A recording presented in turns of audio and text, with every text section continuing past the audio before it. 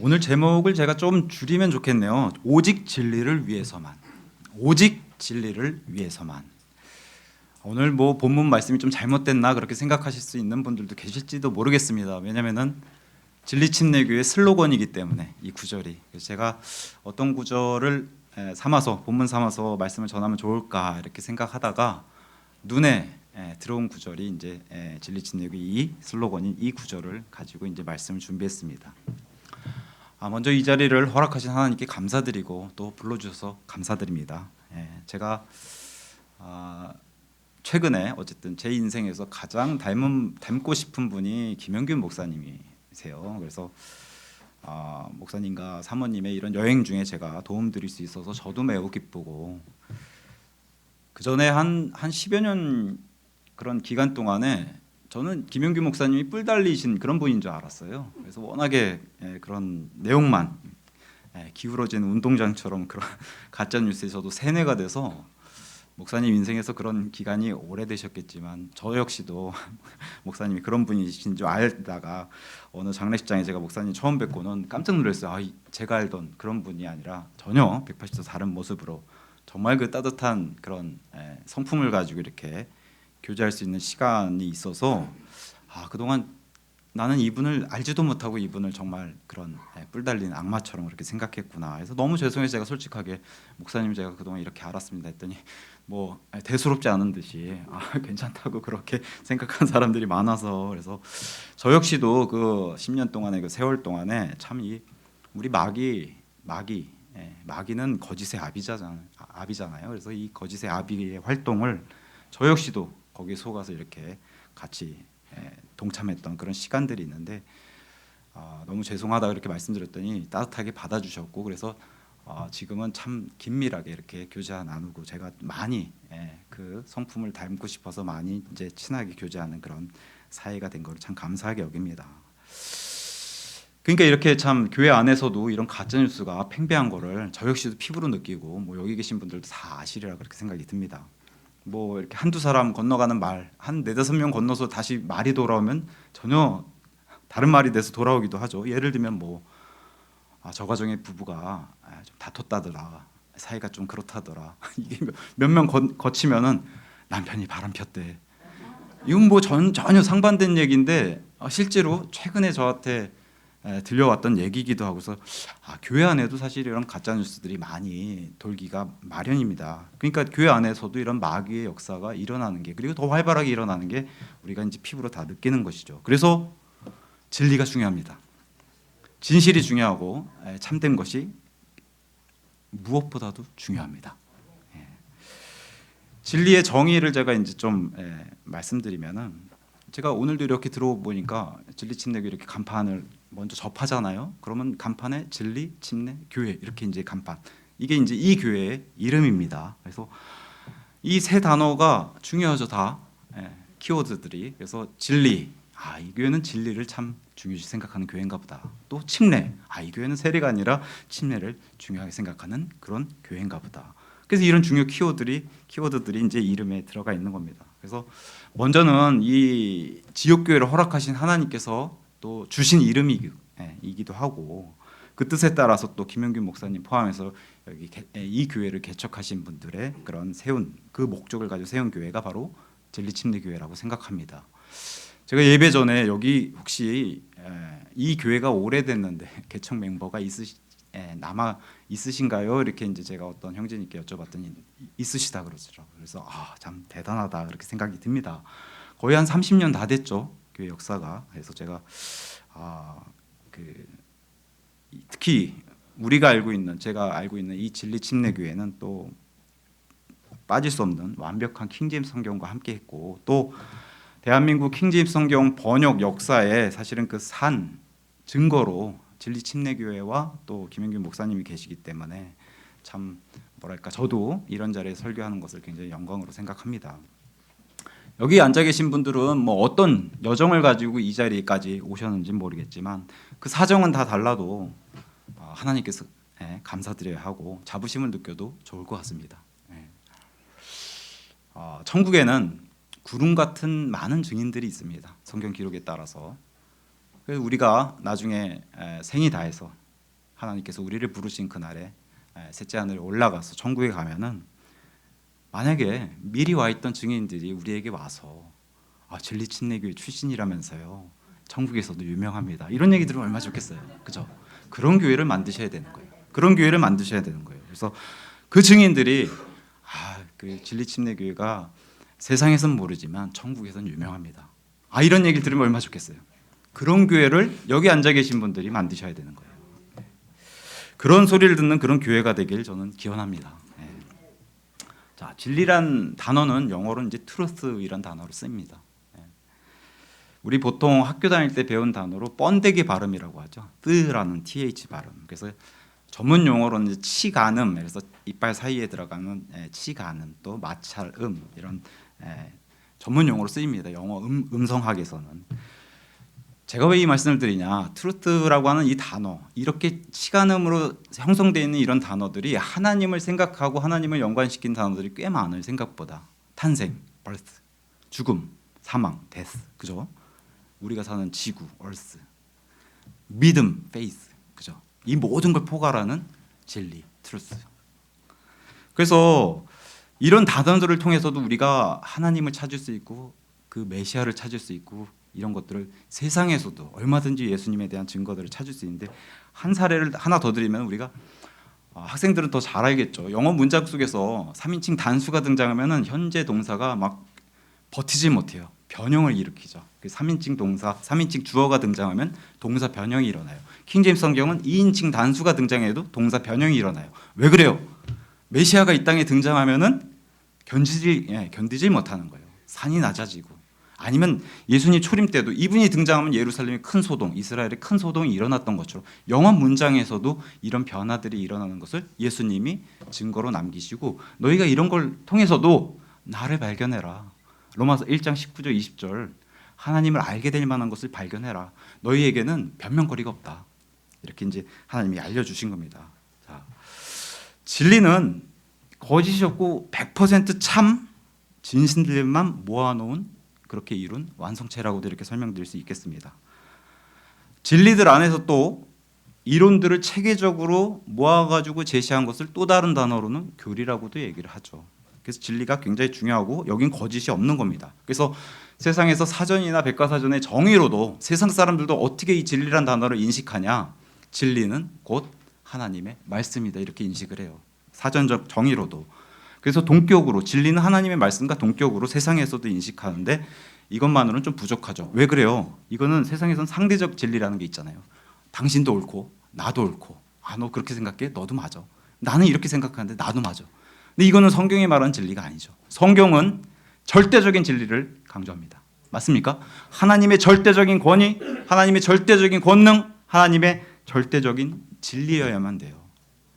그게 우리가 믿는 믿음의 기초이기도 하고요. 그래서 하나님의 절대적인 진리. 그래서 우리 손에 있는 성경, 하나님의 권위로 주신 성경, 또 하나님의 절대적인 진리의 말씀이라고 우리는 그렇게 믿는 겁니다. 맞습니까? 예. 자, 아담이 죄를 저지르고서 타락한 이후에 모든 인류, 인간들이 공통된 질문, 그리고 모든 인간들이 알고 싶어하고 정답을 찾으려고 하는 것 중에 하나가 바로 진리입니다. 진리.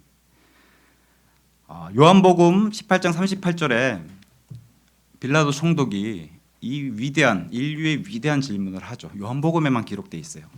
진리가 무엇이냐? 이 위대한 질문을 던지죠. 모든 인류도 다 던질 법한 그런 질문입니다. 근데 빌라도는 이분을 결국에는 거부하고 모르게 되죠. 빌라도는 모르는 분이 돼버렸어요. 또 세상에 많은 지혜를 가지고 있다는 철학자들, 그게 뭐 소크라테스든 플라톤이든 아리스토텔레스든 뭐 지금까지 우리에게 엄청난 영향을 주는 그런 철학가들조차도 발견하지 못한 분이 이 진리이신 예수님이세요. 이 빌라도가 질문한 이 질문은 요한복음에만 기록되어 있는데, 요한복음은 어떤 책입니까? 하나님의 아들이심을 드러내고 계시하는 그런 책 아닙니까? 그래서 하나님께 이 질문을 던지는 거예요. 빌라도가 진리이신 분 앞에다 두고 진리가 무엇이냐, 이렇게 던진 빌라도의 그 모습을 기록으로 남겨주셨습니다. 우리는 알죠. 이분이 어떤 분이신가. 우리는 이분이 예수님이 스스로 요한복음에 계시하신 것처럼 나는 길이요 진리요 생명이라. 이분이세요. 진리는 그 자체, 예수님 자체세요. 이 세 단어의 연관성, 우리는 생명을 받은 자임에도 불구하고 생명을 향해 나아간 사람이고, 우리는 길에 이미 들어선 사람임에도 불구하고 그렇게 살아가도록 정해진 그런 사람이고, 또 이 모든 것이 진리를 통해서 우리가 받았는데도 여전히 진리 안에서 거해야 되는 그런 사람. 그래서 길과 진리의 생명, 이 세 단어의 연관성도 굉장히 깊습니다. 예수님이 진리세요. 맞습니까? 또 오늘 마침 성경 낭독을 요한복음 17장 17절 했는데 우리 아버지께서 진리세요. 그래서 당신의 말씀은 진리입니다. 참 우연치고는 기가 막히죠. 아버지께서 진리세요. 그래서 아들이 진리시고 아버지가 진리시고 또 우리 성령님은 아예 이름이 진리의 영입니다. 그래서 이 아들과 아버지와 아들과 성령님은 진리세요. 여기에 하나님의 영감으로 우리에게 기록해서 주어지고 보존된 우리 손에 있는 이 성경도 진리입니다. 맞습니까? 어떤 사람들은 자꾸 이 성경 말씀, 킹제임스 성경 말씀 하나님과 자꾸 분리해서 하나님을 믿으세요? 성경을 믿으세요? 이 말도 안 되는 질문들을 하시는 분들이 계세요. 실제로 하나님을 믿으세요? 뭐 킹제임스 성경을 믿으세요? 동격입니다. 우리 대문자 말씀이신 예수님께서 우리에게 이 말씀들로 기록해 주신 게 성경 말씀이요. 동격이에요. 우리의 눈에 보이지 않는 그분을 이 성경을 통해서 우리는 믿는 겁니다. 맞습니까? 그러니까 이걸 분리시킬 수 없는데 마치 분리시켜서 너희는 킹제임스 성경 숭배자들이지, 문자 숭배자들이지 이렇게 얘기하는 게 참 답답한 그런 현실도 이렇게 눈으로 봅니다. 자, 오늘 이 진리 침례교의 슬로건인 이 말씀처럼 사도 바울의 입을 통해서 기록을 통해서 또 하나님께서 우리에게 주신 말씀인데, 하나님의 사람들은 오직 진리를 위해서만. 저는 이 말씀이 한 주 동안 마음에 새겨져서 한 주 동안 내내 이게 우리 한 주의 삶에서 우리 마음과 정신과 모든 것을 지배했으면 좋겠어요. 오직 진리를 위해서만. 그럼 우리가 감히 이 말씀이 우리를 때린다고 하면은 한 주 삶 동안에 우리가 세상에 아니면 죄에 육신에 마귀에 지는 일은 거의 없을 거라 그렇게 생각을 합니다. 그래서 오직 진리를 위해서만. 참 제가 이 말씀을 준비하면서 이 문구를 딱 보면서 마음이 가슴이 뛰지 않는가, 이런 마음에 우리가 여기까지 각각의 어떤 사정이 있어서 여기까지 온지 저는 다 모르지만 그 인생 가운데서 오직 진리를 위해서만, 최소한 이 진리 침례교에 오셨다고 하면은 오직 진리를 위해서만. 그래서 참 이런 문구를 딱 접했을 때 하나님께 감사하셔야 돼요. 오직 진리를 위해서만. 그리고 그분을 이런 말씀을 통해서도 우리에게 가슴을 뛰게 해주고, 또 우리가 그만큼 그분에게 받은 사랑이 크기 때문에 우리가 그분을 사랑할 수밖에 없지 않습니까? 그래서 그분을 사랑하면서 이 말씀을 통해서 우리가 힘을 얻는 거예요. 어떤 걸 대적하기 위해서? 일단 죄, 세상, 육신, 마귀, 이런 거를 대적할 수 있는 힘을 또 하나님 말씀 통해서 우리가 주일날 예배를 드리면서 얻는 거 아닙니까? 오직 진리를 위해서만. 그래서 에베소서 가서 보면 우리가 유명한 그 하나님의 전신갑주, 에베소서 6장에 등장하는데 거기에 이제 진리란 단어가 바로 허리띠로 등장해요. 허리띠. 그래서 진리의 허리를 동여매고, 에베소서 6장 14절에 등장하는데, 자, 마귀의 계략들과 마귀들을 대적하기 위해서, 그리고 여기 영적 전투에 임하는 그런 군사의 모습으로 이제 영적 그런 무장을 하는 그런 모습이 기록되어 있는데, 당연히 평상시와는 다른 복장이죠. 그리고 평상시와는 다른 마음으로 임해야 되고 자세로 임해야겠죠. 우리가 뭐 마트나 편의점 가는 그런 복장으로, 그런 마음으로 가는 거하고 총알이 빗발치는 그런 전투에 임하는 거는 뭐 완전 차원이 다른 얘기니까요. 그래서 진리의 허리를 동여맨다라는 이 의미 자체가, 마귀의 공격은 거짓의 아비, 거짓으로 공격하는 거예요. 마귀는 그게 아무리 진실과 닮아 있어도 거짓으로 공격하는 거예요. 그러면 진리의 허리띠로, 이건 방어구잖아요. 뭘로 방어하라는 거예요? 진리로 방어하라는 거예요. 참으로 방어하라는 거예요. 거짓이 아닌 진실로 방어하라는 거예요. 그게 진리의 허리띠로 두르라는 이런 명령을 주시는 겁니다. 자, 허리띠는 이 복부 근육하고 관련이 있어요. 제가 뭐 의학적으로 잘 알진 못하지만 복부 근육, 그래서 이 복부 근육은 어떤 걸 영향을 주냐, 팔다리를 역동적으로 움직일 수 있는 힘을 생산해내게 하는 그런 근육을 활용하게 됩니다. 또 복부 근육은 척추를 안정시켜요. 그래서 묘하게도 이 에베소서 6장의 이 진리의 허리띠를 두르라고 하는 이 구절 끝에 보면은 진리의 허리띠를 맨 뒤에 척추가 안정되면 그 다음에 의의 흉갑을 입는 겁니다. 순서가 그렇게 돼 있어요. 그래서 특별히 우리가 뭐 이런 것을 이 허리띠를 매면은 무거운 중량인데 폭발적인 힘도 낼 수 있습니다. 우리가 올림픽에서 보면 역도 선수 할 때 뭐예요? 뭐 밀가루 같은 거 바르고 뭐예요? 허리띠부터 동여매죠. 이렇게 두꺼운 거 해서 그 무거운 중량을 치잖아요. 그게 아주 좋은 사례라고 저는 생각을 합니다. 그래서 진리의 허리띠가 바로 이런 것이구나. 이런 걸로 참, 그 다음에 진리, 진실로 방어를 하는구나. 마귀의 거짓된 계략들을. 우리 하나님은 사람이 아니시기에 거짓말을 하실 수 없는 분입니다. 맞습니까? 네. 우리 하나님은 참되시고 사람은 다 거짓말쟁입니다. 제가 여기도 만약에 어떤 얘기가 흘러들어서 이렇게 한 바퀴 돌았다고 생각해 보세요. 우리 옛날에 뭐 지금은 없어졌지만 뭐 가족오락관이랑 이런 프로 보면 저쪽에서 쭉 해서 한 7, 8명 말 전달하면 끝에 말이 저쪽 전달한 말하고 금세 달라지는 거. 사람은 다 거짓말쟁이라는 거예요. 더하길 좋아하고 빼길 좋아하고 우리가 그런 존재예요. 인정할 수밖에 없어요. 그리고 인정해야만 합니다. 근데 하나님은 이러실 수 없는 분이라는 거예요. 그게 시간이 1000년이든 10,000년이든 1,000,000년이든 가다 하나님은 말씀하셨으면 그 말씀이 영원무궁토록 동일하신 분이세요. 그래서 하나님은 거짓말 하실 수 없는 분이시고 하나님은 오직 참되신 분이시고 하나님은 거짓말 하시는 게 불가능하다고 성경 말씀에 기록되어 있습니다. 자, 신구약에 관련해서 그러면은 이 진리에 관한 구절도 우리가 살펴보면 참 재밌게도 이런 이제 구절들이 많이 등장해요. 자비와 진리. 구약 성경에 한 30개 가까이 이런 같은 구절 안에 이 두 단어 자비와 진리라고 들어가 있는 이런 단어들, 물론 거기에 은혜와 자비와 진리 같이 들어가 있는 단어 두 구절도 있습니다. 제가 읽어드릴게요. 출애굽기 34장 6절 이런 말씀이 있습니다. 주로다 자비가 많고 은혜로우며 오래 참고 선함과 진리가 풍부한 주 하나님이로다. 자, 시편 25편 10절 제가 읽어드릴게요. 주의 모든 행로들은 그분의 언약과 그분의 증언들을 지키는 그런 자들에게 자비와 진리니이다. 오늘은 뭐 화면에 쏘는 게 없으니까 귀를 잘 열고 잘 들으시면 좋겠습니다.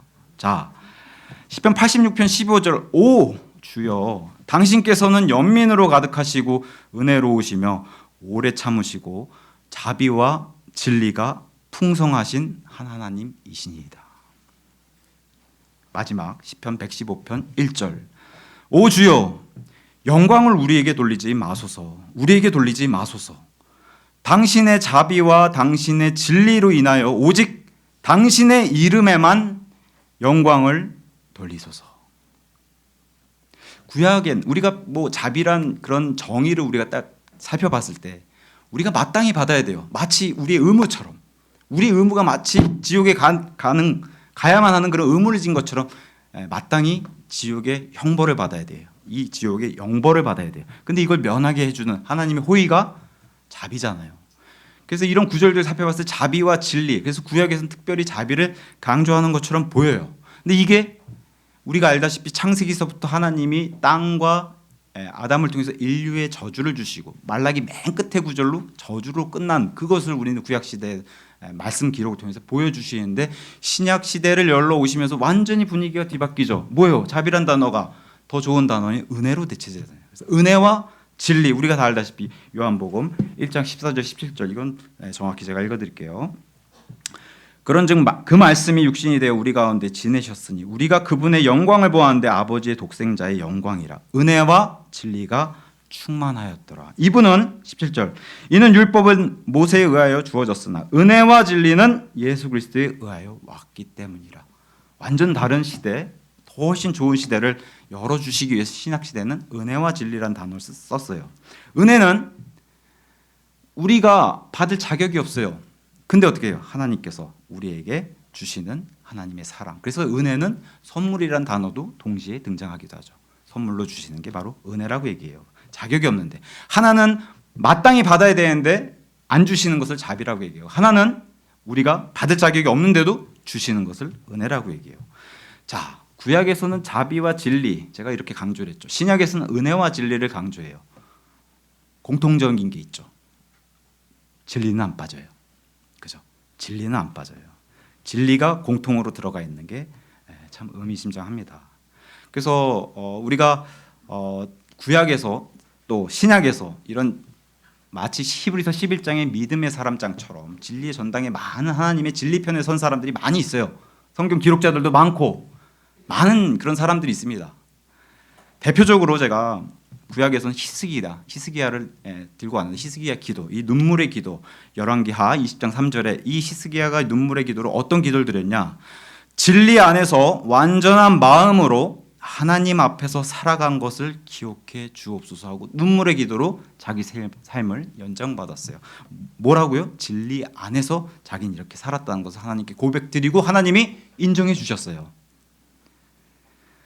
근데 우리가 좀 주의 깊게 살펴봐야 하는 것 중에 하나가, 여호수아기에 가나안 입성 전에 여호수아를 통해서 이스라엘에게 경고 준 게 있었고, 또 사무엘을 통해서 하나님이 첫 왕인 사울 왕을 세우고 나서 경고 준 게 있어요. 뭐라고 줬냐? 여호수아 24장 14절, 그 유명한 너희는 선택해라, 나와 내 집은 주를 섬기기로. 그 선택한 놀라운 구절 앞에 여호수아 입으로 이렇게 이스라엘 백성에게 경고의 선포를 줍니다. 진리 안에서 그분을 섬기라. 이스라엘 백성에게 이 선택권을 돌립니다. 진리 안에서 그분을 섬기라. 자, 사무엘 시대에 와가지고 백성들이 인간 왕을 원하니까 어쩔 수 없이 사울 왕을 세웠어요. 나중에 이건 안 좋은 결과를 맺죠. 그럼에도 불구하고 백성들이 원하니까 첫 왕 사울 왕을 세워가지고 왕을 세우고 그 다음에 사무엘이 선포해요. 똑같이 진리 안에서 그분을 섬기라. 똑같습니다. 근데 이 요구를 우리는 알죠. 복음서 예수님이 초림할 때 반짝 예수님 믿는 것처럼 이스라엘 백성들이 반응했지만 아직도 진행 중이고, 다가오는 대환란까지도 이스라엘 백성은 지난 3,500년 동안 앞으로도 진리 안에서 그분을 제대로 섬기지 못했어요. 우리가 그 역사를 알고 성경 기록을 통해서 알고 지금도 눈을 보면 역사 뉴스를 통해서도 알고 앞으로도 그렇게 벌어질 거라는 것을 알고 있습니다. 그래서 예레미야 5장 1절에 참담한 심정, 예루살렘 안에 진리를 찾는 사람이 한 사람도 없도다. 이게 하나님의 말씀이에요. 진리를 찾는 사람이 한 사람도 없도다. 진리에 대해서 구약에서 이런 경고를 쭉 주면서 신약에 와서 이 진리라는 단어가 누구에게서 딱 등장하냐? 12제자 베드로가 바다를 걸었던 그 사건 다들 아실 겁니다. 그래서 예수님께서 내게로 걸어와라, 저를 걷게 해주신다며. 그래서 걷다가 좀 빠지죠. 그랬다가 베드로를 다시 구원해 주시고 물로부터, 그 다음에 이제 배로 들어가서 예수님과 다 같이 들어간 뒤에 제자들이 이렇게 고백합니다. 참으로 트루스, 참으로 당신께서는 하나님의 아들이십니다. 신약 성경이 처음 등장한 단어가 이 단어예요.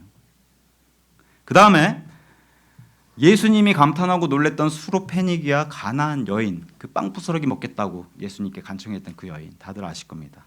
예수님이 내 빵을 이런 타국 여인에게 던지는 것은 온당치 못하다. 예수님이 그 말씀을 주셨는데 이 여인이 뭐라 그래요? 너는 개들이다라고 얘기했는데 그 말씀을 트루스, 사실입니다.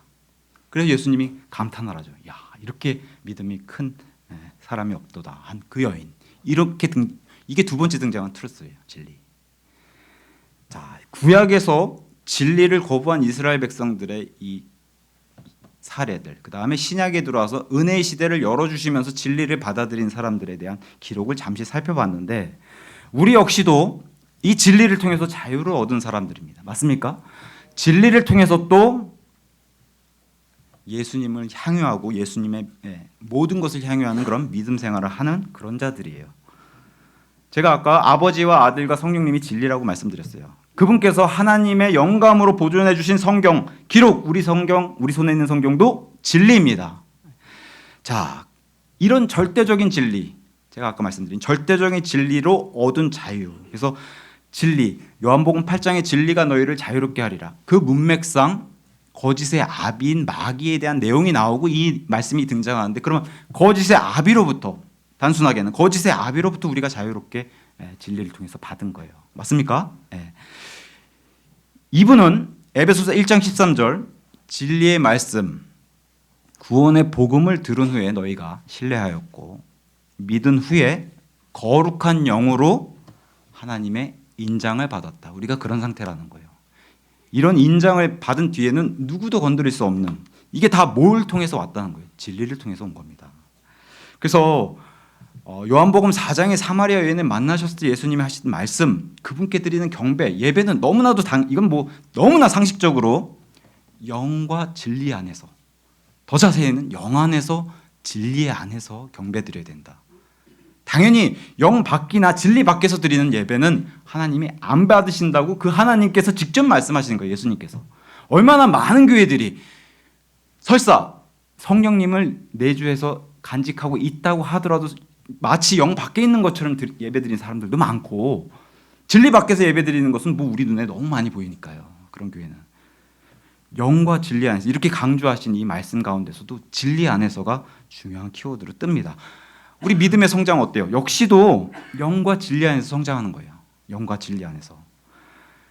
사도 바울은 디모데에게 이런 진리의 말씀도 너희가 바르게 나눠서 이거를 활용하고 바르게 나눠서 공부해야 된다라고 그렇게 명령을 합니다. 예를 들면 뭐 어떤 사람이 이 진리가 너무 좋은 거예요. 그리고 진리 자체가 정답이에요. 근데 이거를 잘못 휘두르면 사람도 죽인다는 거, 진리임에도 불구하고. 예를 들면 어떤 사람이 구원받아야 돼요. 예수님 분명히 초림과 재림에 오신 목적이 달라요. 하나는 구원해 주시기 위해서, 복음, 좋은 소식을 주시기 위해서 오셨고, 하나는 심판하고 정죄하기 위해서 오셨고. 그러면 어떤 사람이 구원을 받아야 되는데 당신의 머리는 하나님의 진노가 있습니다. 당신은 지옥 갈 사람이야. 그렇게 살다간 개차반은 살다간 큰일 났고, 이런 마치 구원의 좋은 소식을 알려줘야 되고 회개할 사람에게 마치 하나님의 진노와 정죄의 심판을 거기다 선포하면 어떻게 됩니까? 이런 그 사람 죽이는 꼴이 된다는 거예요. 이렇게 말씀을 바르게 나누고 바르게 활용하지 못하면 큰일 난다. 진리는 곧 하나님의 말씀이고, 이거는 성경 말씀 기록대로 굉장히 예리한, 문자 그대로 양날 달린 어떤 검보다도 진짜 예리한 게 바로 하나님의 말씀입니다. 그렇기 때문에 이것을 잘 사용해야 된다. 자칫 잘못 사용하면 아무리 이게 진리라 그래도 사람을 죽일 수 있고, 그렇기 때문에 특히 믿는 사람들에게. 그래서 고린도전서 13장 그 사랑장에, 사랑은 우리가 알고 있는, 그리고 하나님께 받은 사랑은 진리를 크게 기뻐한다는 거예요. 죄악을 미워하고 진리를 크게 기뻐한다. 그럼에도 진리는 에베소서 4장 15절 말씀처럼 사랑 안에서 말해야 된다. 이걸 함부로 휘두르면 사람 죽일 수도 있다는 거예요. 진리임에도. 그래서 진리는 사랑 안에서 말해야 한다라고 성경 기록이 우리에게 알려주고 있습니다. 요새 뭐 제가 늘 이렇게 형제님들하고 이렇게 교제하다 보면은 늘 그런 얘기합니다. 마지막 날들 위험한 때. 우리가 뭐 피부로 다 느낄 수 있지 않습니까?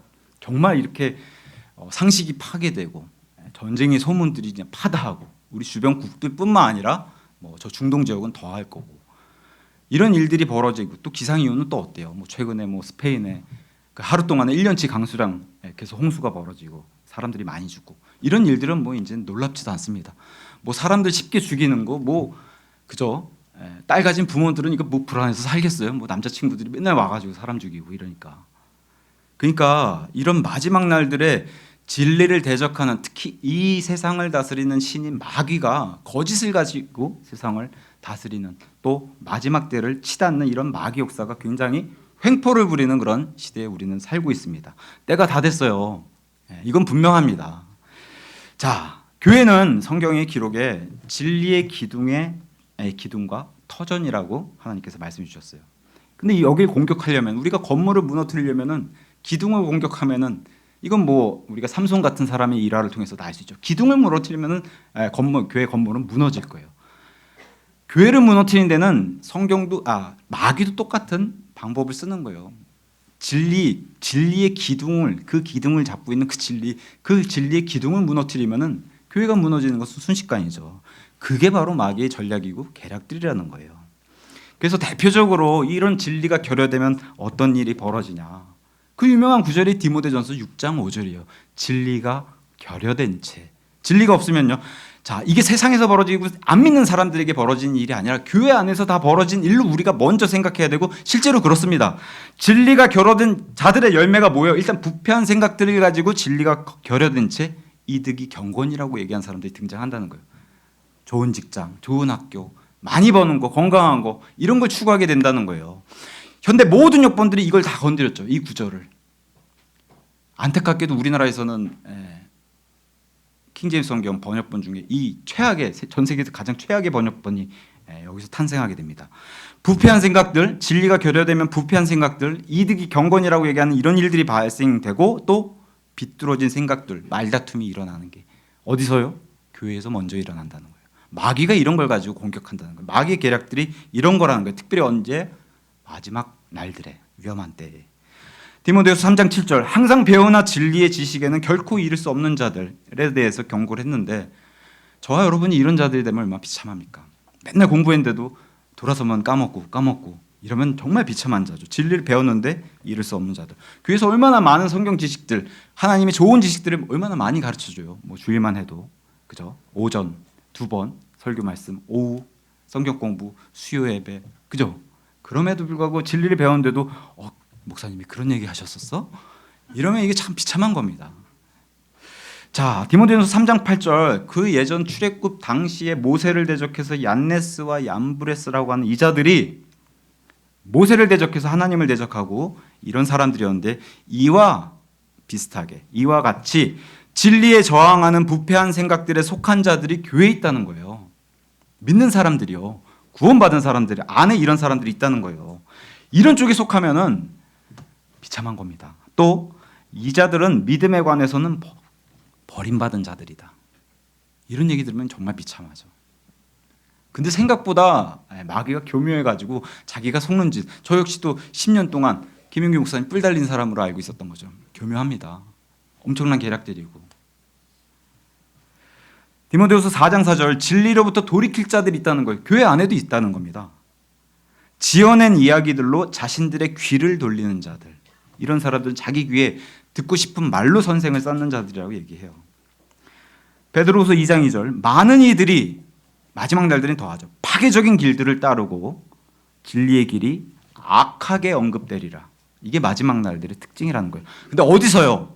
교회 안에서. 왜요? 밖에보다 교회 안에서 마귀 역사가 훨씬 더 강합니다. 여기에 훨씬 더 심혈을 기울이고 훨씬 더 에너지를 많이 써요. 왜? 여기 있는 사람들은 한 대 쳐서 쓰러진 사람들이 아니기 때문에 밖에 사람들 그냥 훅 불어도 넘어질 사람들이지만 이 안에 사람들은 한 대 치여서 넘어지지 않으니까 10대 치고 20대 치고 100대 치고 그러는 겁니다. 이 안에서 훨씬 더 많은 수의 마귀들이 역사하는 그런 일들을 우리는 보고 있습니다. 자, 요한일서 2장 4절 나는 그분을 아노라. 자, 예수님을 안다고 하면 최소한 이 사람은 구원받은 사람이에요. 그죠? 이렇게 고백한다면. 근데 나는 그분을 아노라 하고 말하면서 그분의 명령들을 지키지 아니하는 자는 거짓말쟁이요. 그럼 누가 좋아해요? 내가 너희 아비다. 구원받았는데도 내가 너희 아비다. 이거 정말 비참한 겁니다. 마귀가 이렇게 좋아할 일이니까요. 이런 사람에게는 진리가 그의 안에 있지 아니하니라. 구원받은 사람임에도 불구하고요. 자, 그 다음에 요한일서 1장 6절 만일 우리 자신이 그분과 교제, 구원받아서 그분과 교제한다면 이 사람은 어느 정도 믿음 생활하는 사람이죠. 성장 단계에 있는 사람이죠. 자, 우리 자신이 그분과 교제가 있다고 말하면서 이렇게 말은 하는데 어둠 가운데 살아간다면 이것도 또 누가 좋아하겠어요? 마귀가 좋아하겠죠. 어둠 가운데 살아간다면 우리는 거짓말하는 것이며 누가 좋아하겠어요? 거짓의 아비가. 또 진리를 행하는 것이 아니니라. 비참하죠. 진리를 통해서 구원받았음에도 불구하고 마귀에게 속해서 나는 절대로 마귀가 들어올 수 없어. 장담하건대 이런 분들에게 더 들어가는 것을 우리는 볼 수가 있습니다. 물론 우리 예수님은 결과적으로 승리하실 분이에요. 맞습니까? 우리 예수님은 결과적으로 승리하실 게 이미 정해져 있습니다. 그래서 계시록 19장에 우리가 그분의 뒤를 따라서 내려올 때에 그분께서 앞서서 내려오시는데 뭐라고 해요? 저 하나님의 말씀을 보라. 그분의 이름이세요. 이름이 그렇게 기록되어 있는 분이 쭉 내려오시는데 이분을 사람들이 뭐라고 불러요? 신실하신 분, 진실하신 분. 이걸로 예수님은 심판하시는 거예요. 진실, 진리로 심판하시는 거예요. 이분에는 전혀 거짓이 없는 거죠. 맞습니까? 이분이 우리의 신랑 되신 분이에요. 너무 멋지지 않습니까? 이 생각만 하면은 지금도 전율이 돋습니다. 자, 진리에 대해서 오늘 쭉 이렇게 제가 나열만 했어요. 구약도 신약도 말씀도 진리에 대해서 다 뽑아서. 우리가 걸어야 하는, 베팅해야 되는 소망도 어디서 찾아야겠어요? 그럼 진리 안에서 찾아야겠죠. 그래서 오늘 본문이 이제 있는 겁니다. 그래서 오늘 본문 제가 한번 읽어볼게요. 이제 내가 하나님께 기도하는 것은 너희가 악을 전혀 행하지 않는 것이라. 우리가 검증받은 자로 나타나려는 것이 아니라 오히려 우리가 버림받은 자 같이 될지라도 너희는 정직한 것을 행하게 하려 함이라. 자, 여기 우리가 있고 너희가 있어요. 우리는 사도 바울과 이 선교팀들 디도가 있고요, 누가가 있어요. 너희는 지금 고린도 교회를 향해서 이렇게 얘기를 합니다. 우리와 너희를 지금 구분해서 우리는 하나님 편에 서서 이렇게 너희에게 권면하고 너희에게 말씀을 전한다. 뭐라고요? 악을 전혀 행하지 않는 것을 원하고 하나님이 이렇게 원하신다는 거예요. 또 정직한 것을 행하게 하려 함이라. 정직은 뭐가 들어가면 안 돼요? 거짓이 들어가면 안 돼요. 진리만 있어야 돼요. 특히 그리스도인에게는 더더군다나 진리만 있어야 돼요. 교회 안에서뿐만 아니라 세상에 나가서 살 때도 정직은 거짓이 있으면 안 됩니다. 맞습니까? 예. 그래서 이렇게 원하는 것을 지금 하나님의 마음을 사도 바울이 전달하면서 그래서 등장하는 게 이는 우리가 사도 바울, 디도, 디모데, 누가 이런 사람들은 진리를 대적해서는 아무것도 할 수 없으며 오직 진리를 위해서만 할 수 있기 때문이라. 우리는 그렇다. 그러면 이 화살이 이제 누구에게 돌려요? 그럼 고린도 교회 사람들아. 아니면 이 편지를 받는 지난 2000년 동안에 많은 하나님의 몸된 지역교회 사람들, 그리고 여기 계신 진리침례교회 여기 지체분들에게 사도 바울이 동일하게 화살을 돌리는 거예요. 질문을 다시, 너희는 어떻게 할 것인가? 그죠? 진리에 대해서 너희는 어떻게 할 것인가? 왜 우리는 진리를 대적할 수 없고 오직 진리를 위해서만 할 수 있는가? 사도 바울에게 이런 질문을 던지면은 우리의 소망은 어디서만 찾아야 돼요? 진리 안에서만 찾아야 돼요. 진리 안에서만 가져야 하고, 그 진리인 말씀 안에 있는, 우리가 가져야 하는 소망이 말씀 안에 있는 소망만이 진짜이기 때문에. 말씀 밖에서 찾고 진리 밖에서 찾으면 그게 소망이 될까요? 안 되죠, 상식적으로도. 만약에 성경이 거짓이라면 우리의 부활도, 휴거도, 우리가 받았다고 하는 영원한 생명도, 그분의 모든 약속들도 다 소용이 없는 거예요, 성경이 거짓이라면. 근데 우리의 소망은 어디에 베팅해요? 여기에 베팅하는 거잖아요. 그래서 우리가 이 성경도 매우 중요하게 생각하는 거예요. 왜 우리가 이렇게 킹제임스 성경에 목을 메고 이렇게 그 한 단어 한 단어에 왜 그렇게, 왜 믿음의 여정을 이렇게 힘들게 달려왔고 앞으로 달려가려고 합니까? 이게 중요하기 때문에 그래요. 그렇잖아요. 그래서 우리의 소망, 진리, 이것에 대해서는 골로새서에서 이렇게 잘 얘기해 놨습니다. 골로새서 1장 4절에서 6절. 자, 그리스도 예수에 대한 너희의 믿음, 이게 이제 골로새 교회에 있고, 또 모든 성도를 향해 지니고 있는 너희의 사랑. 매우 좋은 거예요. 예수님을 향한 믿음과 성도들을 향한 사랑이 있어요, 골로새 교회 안에. 자, 그러면서 사도 바울이 얘기합니다. 너희를 위하여 소망이 어디 쌓여 있어요? 하늘에 쌓여 있는 소망이 있다. 성경 말씀이 거짓이 아니고 진리라고 한다면은 우리의 소망과 우리 하나님의 모든 약속과 이게 다 어디 있어요? 하늘에 쌓여 있습니다. 맞습니까? 네. 그래서 하늘에 쌓여 있는 이런 소망, 성경 말씀을 믿고 신뢰하라는 겁니다. 복음의 진리의 말씀 안에 있으면 여기서 한 가지 요구를 하죠. 너희의 소망은 하늘에 있기 때문에 너희는 그럼 이 땅에서 예수 그리스도를 향한 믿음과 모든 성도들을 향한 사랑, 이 열매를 이렇게 맺으라는 거예요. 진리 안에서.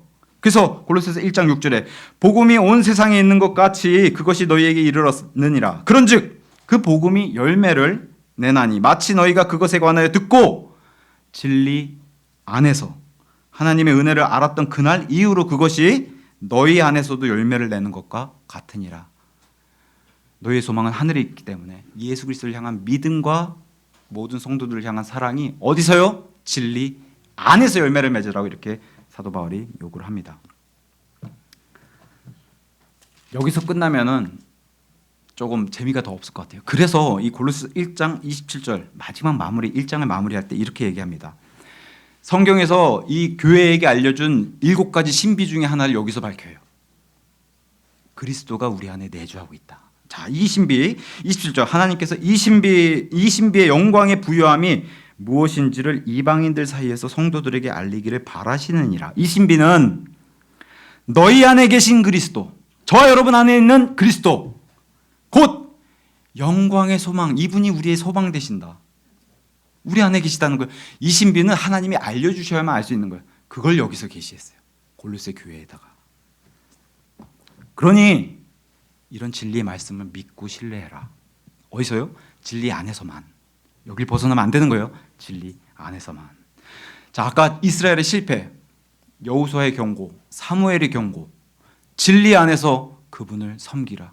이것에 지금 이스라엘이 구약에서 실패했고 지금도 실패하고 있고 앞으로도 실패하다 저 맨 끝에 가서 그죠? 문 닫기 직전에 잘못했습니다 하고 돌아오는 그걸 우린 볼 텐데, 진리 안에서 그분을 섬기라. 이 말씀의 경고를 너무나 헛되이 여기고 무시했어요. 본문의 사도 바울도 우리에게 동일하게, 저와 여러분이 동일하게 이 경고의 말씀, 권면의 말씀을 동일하게 주는 겁니다. 우리는 진리를 대적해서는 아무것도 할 수 없으며 오직 진리를 위해서만, 오직 진리를 위해서만, 오직 진리를 위해서만 할 수 있기 때문이라. 그럼 여기 계신 분들은 어디를 선택하실 거예요?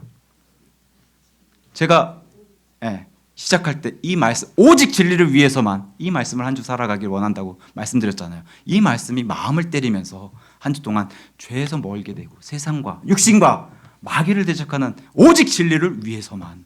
그래서 한 주 동안 살아가시면서, 아니면 뭐 하나님의 자녀로 살아가는 우리 인생 삶 가운데서도 언제 어디서든지 오직 진리를 위해서만 살아가는 우리 모두가 되기를 예수님 이름으로 기원합니다. 잠시 눈 감고 오늘 말씀 묵상하면서 오직 진리를 위해서만 작정하고 작심하고 다가오는 한 주도, 또 다가오는 내 삶도 우리 예수님께 헌신하고 모든 걸 바쳐서 오직 진리를 위해서만, 오직 진리신 예수님을 위해서만 살겠습니다 작정하는 그런 시간 되면 좋겠습니다. 잠시 묵상하도록 하겠습니다.